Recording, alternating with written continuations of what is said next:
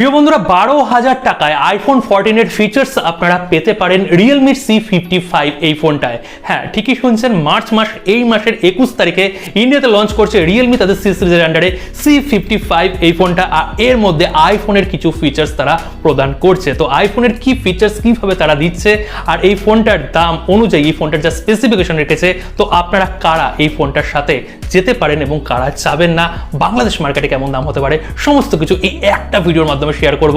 অবশ্যই ভিডিওটাকে লাইক দিয়ে শুরু করুন, শেষ পর্যন্ত দেখুন। আর যারা এখনো সাবস্ক্রাইব করেননি, অবশ্যই ভালোবেসে যদি ভালো লাগে তাহলে অবশ্যই সাবস্ক্রাইব করে নোটিফিকেশন প্রেস করে অল করে দেবেন। তো বন্ধুরা, Realme যে সি সিরিজের ফোনগুলো অ্যাকচুয়ালি লঞ্চ করে না, তারা বাজেট রেঞ্জের মধ্যে কিন্তু ফোনগুলোকে লঞ্চ করে, মানে এন্ট্রি লেভেলের কিন্তু বাজেট রেঞ্জের মধ্যে এই ফোনগুলো অ্যাকচুয়ালি আসে।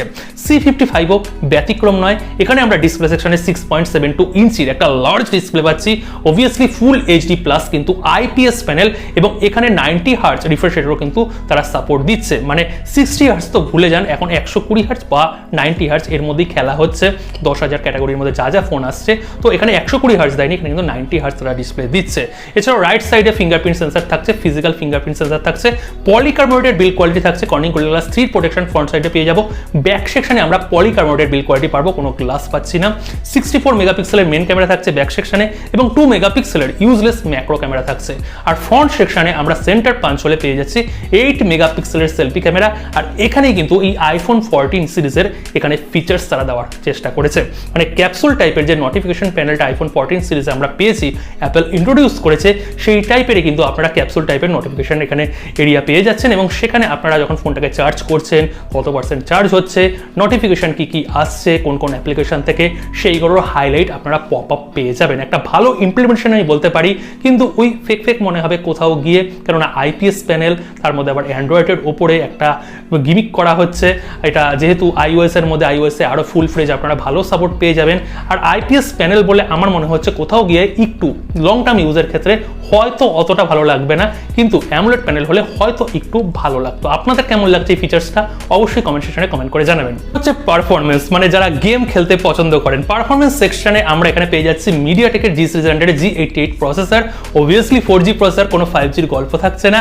আর এখানে আমরা ব্যাটারি সেকশনে 5000 mAh এর ব্যাটারি, ইনবক্স 33 ওয়াটের চার্জার পাচ্ছি, টাইপ সি পোর্ট পাচ্ছি, সিঙ্গেল স্পিকার পাচ্ছি, মনো স্পিকার, কোনো স্টুডিও স্পিকারের গল্প নেই, 3.5mm অডিও জ্যাকও পেয়ে যাচ্ছি। আর মেমোরি কার্ড লাগানো ডেডিকেট কিন্তু স্লট পেয়ে যাচ্ছি, এটা অনেক ফোনের ক্ষেত্রে এই মুহূর্তে দেওয়া হয় না। দ্রুত কিন্তু আমরা সিম কার্ড লাগাতে পারছি, সঙ্গে এখানে মেমোরি কার্ডও লাগাতে পারছি।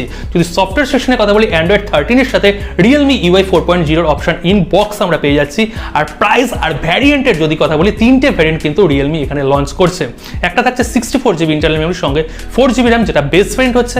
এছাড়া 128GBর সঙ্গে 4GBর গল্প থাকছে, এবং 128GBর সঙ্গে 8GBরও কিন্তু একটা ভ্যারিয়েন্ট থাকছে। যদি বেস ভ্যারিয়েন্টের কথা বলি, বেস ভ্যারিয়েন্টের প্রাইস হয়তো ইন্ডিয়া মার্কেটে 12,000 টাকার মধ্যে থাকবে, অফার দিয়ে 11,500 টাকাও হয়ে যেতে পারে, বা 13,000 টাকায় লঞ্চ করলো, অফার দিয়ে 12,000 টাকা হলো।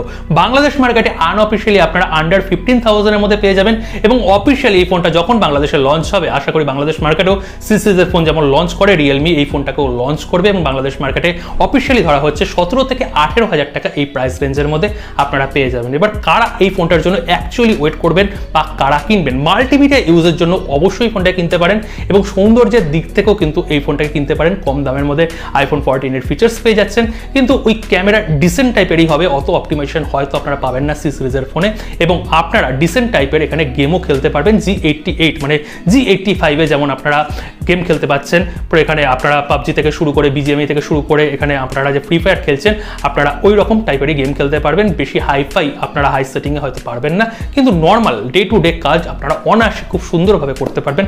আপনারাই এই ফোনটার দিকে এগোন। আর যারা এখানে দুর্দান্ত ক্যামেরা সেটআপ চাই, দুর্দান্ত আমরা পারফরমেন্স চাই, তারা ভুলে যান, কেননা এই ফোনটা কিন্তু লং টার্ম ইউজের জন্য অত ভালো হবে না।